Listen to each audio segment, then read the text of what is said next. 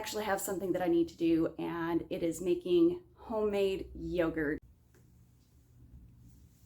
Hello beautiful people, welcome back to the channel. So it is morning here on La Casita Jardin, and before we go out into the garden, I actually have something that I need to do, and it is making homemade yogurt. So I hope you enjoy this video. I hope you find it helpful and informative and maybe inspiring to what you can do at home and make for yourself. Very, very simply and very, very easily, actually. You don't even necessarily need a yogurt maker. You could definitely invest in one of those if you want to, but this recipe that I'm giving you today is actually done just on the stovetop, and I'm gonna walk you through it step by step here. So let's go on ahead and get this video started. Okay guys, so the first thing that I have done here is I have gone on ahead and taken my raw milk, and you don't necessarily have to have raw milk for this, but that is what I prefer to use, is a raw local milk source. So if you can find that, go on ahead and use it. If not, do the best that you can with what you can find in the store. But here I am going to be making a half batch of this recipe. So the basic recipe is 4 cups of milk to a 1/4 cup of yogurt. So what I have done is I have saved and held back a yogurt that is a non-GMO yogurt. And that is the number one thing that I look for, because the non-GMO symbol means that they are not cutting the yogurt that I am buying at the store with any fillers or byproducts or fake ingredients necessarily.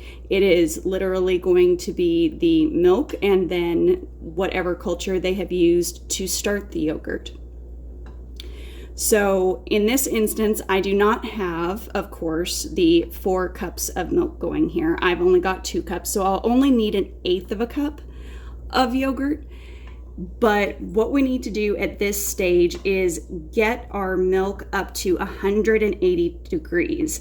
Now, at first, this process is going to seem fairly slow, but believe me, once it gets to 150, from there, it jumps all the way up to 180 very, very quickly. So just make sure that you're stirring consistently, because you really do not want scorched milk in your yogurt. That would taste pretty foul. Handy tool to have in this instance is going to be a candy thermometer. I highly recommend that you have one of those if you can find them. If not, there are other thermometer types that you can use. So just make sure that you are watching your milk temperature diligently.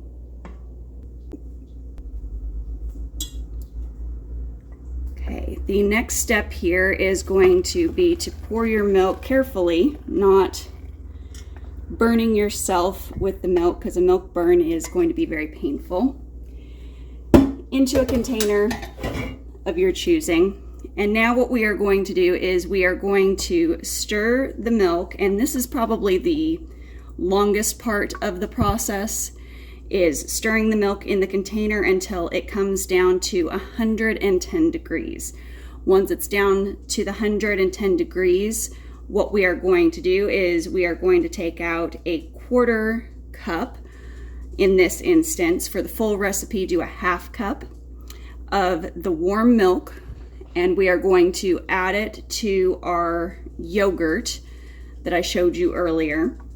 And that yogurt will blend together in the bowl, and then we'll add it back into the warm milk mixture and leave this to sit for anywhere from 8 to 12 hours. I usually like to do this recipe of an evening, and then what I will do is when I wake up early the next morning, I will go on ahead and I will check on it, and usually it is set, and then I can just put it in the refrigerator to finish firming up. And then by the time I come home from work that evening, I have a yogurt that is set and ready to go. Okay, so we are officially down to 110 degrees. I'm going to take our candy thermometer out here. Then I've got a measuring cup. Now I will say that the good thing about this is that it doesn't have to be exactly perfectly measured. You want to make sure that you have an appropriate amount of yogurt culture here. So that's the yogurt that you got that's already good to go. The main thing is that you want to temper that yogurt so that when you put it into the hot liquid here, it blends in well. And it's a lot of fun because once you add in that warm milk to this culture or yogurt that's already been started, you can literally smell how active it is. It's really interesting. Just hits your nose and smells absolutely delicious. Okay. So we've got that in there. And what I'm going to do is I'm just going to kind of whisk it through. And I do recommend that you use either a whisk or a fork just to make sure that you get that yogurt incorporated with the warm milk well. Now I'm going to cover this with what I have available, which is some press and seal. If you have cling wrap, you can use that. Main thing is just to make sure it's covered. We don't necessarily need this container lid on here. We want it to be able to breathe some, so that's why the cling wrap and the press and seal is a better alternative.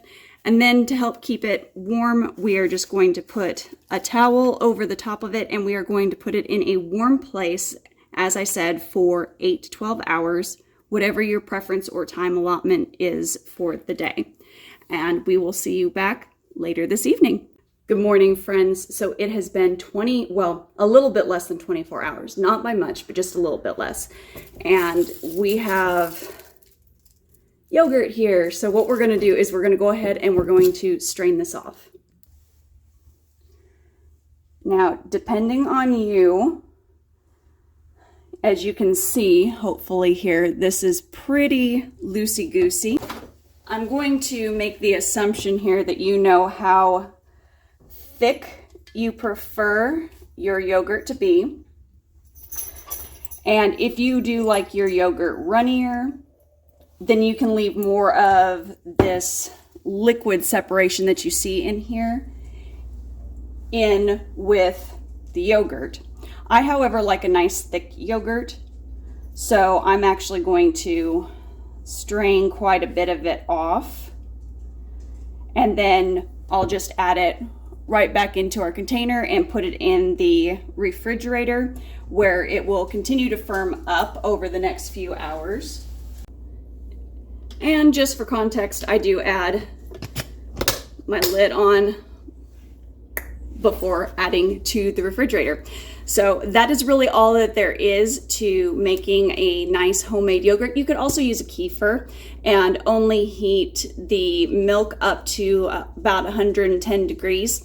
Obviously, I usually use a bit of yogurt as my starter, but that's going to be entirely up to you. So this recipe is definitely adaptable to whatever situation you have going on in your home.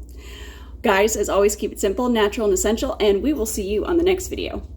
Don't forget, if you want to learn a little bit more about preserving or working in a homestead kitchen, to watch this video here at the end.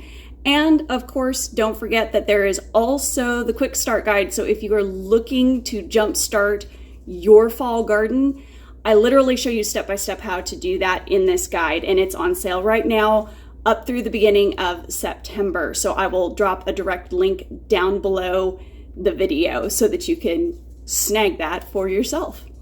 We'll see you on the next one, guys. Bye.